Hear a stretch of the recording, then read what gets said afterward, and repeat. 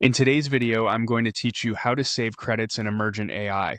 If you build often in Emergent, a few small choices can dramatically cut the number of generations you need while keeping quality high. I'll walk you through the exact flow and show where you can be precise so you spend fewer credits. First, open Emergent and sign into your workspace. On the home screen, you'll see options for different project types. From here, you can choose full stack app if you're building end-to-end, or select mobile app if your target is a phone experience. Either option is fine, the credit saving ideas are the same. Next, look for the creation shortcuts. You can jump straight into a landing page, or you can start with Brainstorm to refine ideas before you commit. For this walkthrough, we'll pick landing page so the results are fast and focused. In the prompt area, type what you want Emergent to create. This is where most credit waste happens. A vague instruction like build a login system sounds simple, but it usually triggers back and forth revisions. Instead, be specific the first time.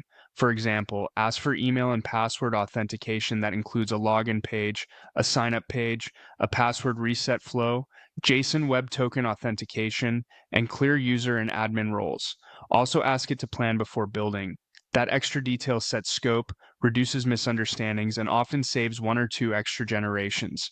Before you send, open the attachment option. Add any relevant copy, a short product brief, or a rough wireframe image. Supplying context up front lets the model reuse what you already know instead of spending credits discovering it through follow-up prompts. Now, choose a model. Pick the one that matches your task. Lighter models are great for straightforward structures and drafts, while heavier ones can handle complex reasoning. Selecting the right level first avoids reruns.